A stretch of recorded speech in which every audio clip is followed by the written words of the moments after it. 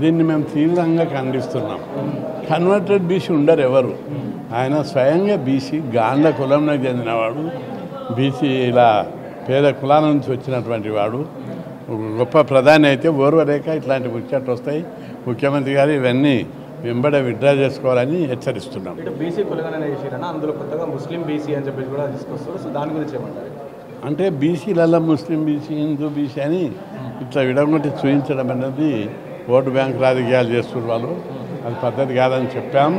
రెండోది కుల గణన కూడా మొత్తం ప్రభుత్వ యంత్రాంగం మోహరించాలి. నామకవాచ చేసి తక్కువ చూపిస్తే కూడా మంచిది కాదు. ఈ ప్రభుత్వం పూర్తి చిత్తశుద్ధి. ఎందుకు రీసర్వే అంటే ఆన్లైన్లో చేస్తారా?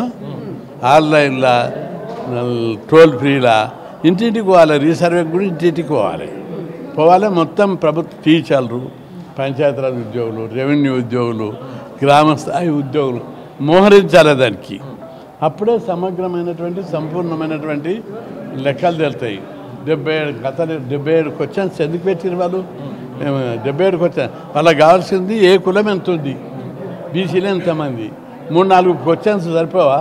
77 ఏస్టల కల్లా వాళ్ళందరూ ఇండాలకు పోలేదు. ఎవరు పోయేటోళ్ళు సర్వే చేయడానికి పోయిన వాళ్ళు తూతూ మంత్రంగా సర్వే జరిపారు.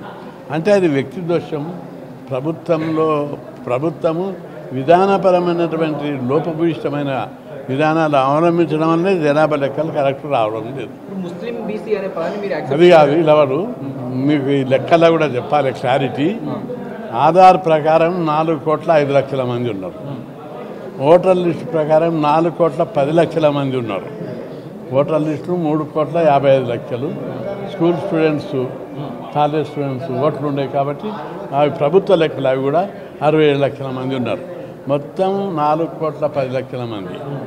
గ్రోత్ రేటు ప్రకారం జనాభా రేటు, వృద్ధి రేటు చూసినట్టయితే 4,05,00,000 మంది. ఇంత పెద్ద ఎత్తున ప్రభుత్వ లెక్కలు చెప్తుంటే వీళ్ళు 3,55,000 మంది టోటల్ జనాభా 3,55,00,000 అని చెప్పారు. అక్కడనే మనకు కనిపిస్తుంది ఇంకా 60,00,000 మంది ఇళ్లలోకి పోలేదు, లెక్కలోకి రాలేదు. కాబట్టి ప్రభుత్వము అనుసరించిన విధానం కరెక్ట్ లేదు. అనుసరించే విధానాన్ని బట్టి లెక్కల పేపర్ చూస్తారు, ఎగ్జామ్ పేపర్ రాస్తారు. రాసిన దాన్ని పట్టిస్తారా, మనుషుల ముఖాలను చూసేస్తారా? అట్లా లోపభూయిష్టమైన విధానం ఉంది. అందుకే సరి చేయమని అన్నాం. సరి చేసేటప్పుడు కూడా వాళ్ళు ఇంటింటికి తిరగకుండా కేవలం టోల్ ఫ్రీ ఆన్లైన్ విధానం అంటారు. అట్లా కూడా రెస్పాన్స్ లేదు. ఇంటికి పోతేనే చెప్పని వాళ్ళు ఆన్లైన్లో వచ్చి చెప్తారు, వీళ్ళకు ఆఫీసులకు వచ్చి చెప్తారు మాది కులం అని.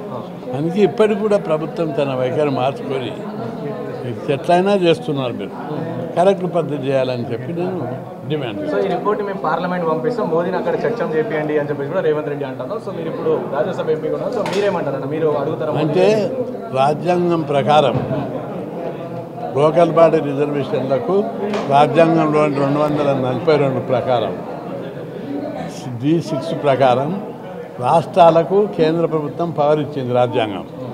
అట్లా చెల్లుబాటు అవుతుంది.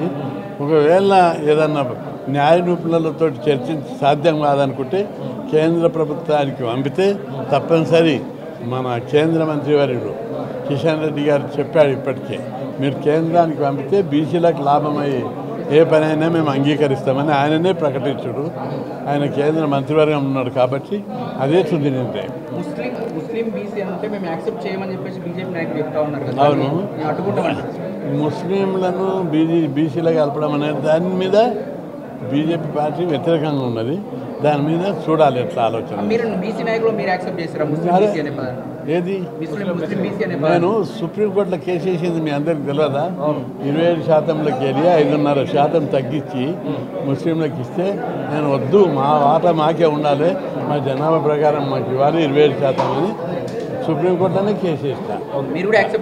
అదే అవన్నీ ఎందుకు చెప్తావు? సుప్రీంకోర్టులో కేసు వేసింది ఉంటాగా ఎందుకు గెలుపుతున్నావు దాన్ని? అట్లా సుప్రీంకోర్టులో కేసు అర్థమైతలేదు అనుకు, అట్లా ఎందుకు రెచ్చగొడతావు? అట్లా రెచ్చగొట్టవద్దు. సుప్రీంకోర్టులో 4 బీసీలకు తగ్గిస్తే వ్యతిరేకిస్తూ కేసు వేస్తారు. సుప్రీంకోర్టులో కేసు వేసింది అర్థమవుతుంటే ఎందుకు రెచ్చగొడుతున్నావు అట్లా? ఓకే, సీఎం రేవంత్ రెడ్డి గారు ఏమంటున్నారంటే ఢిల్లీకి వెళ్ళి దీక్ష చేస్తా బీసీ ఏదైతే డిక్లరేషన్ గురించి సంబంధించి 42% రిజర్వేషన్ల కోసం నువ్వు బీజేపీ పార్టీ బీసీలకు అనుకూల వైఖరి ఒకటే అర్థం చేసుకోండి. ఏ పార్టీ కూడా బీసీని ప్రధానమంత్రి చేయలేదు. బీజేపీ పార్టీ బీసీని ప్రధానమంత్రి చేసింది, ఉపరాష్ట్రపతి చేసింది, గిరిజన మహిళలు రాష్ట్రపతి చేసింది. అంత ప్రో వీకర్ సెక్షన్ ఉన్న పార్టీ దీన్ని కూడా ఒప్పుకుంటారు బీజేపీ పార్టీ. అది కిషన్ రెడ్డి స్వయంగా చెప్పాడు. కాబట్టి ఇంకా దాని మీద రెండో ప్రశ్న లేదు. లేదా కిషన్ రెడ్డి చెప్పినప్పుడు కేంద్ర మంత్రి వర్గం కదా. Okay, thank you.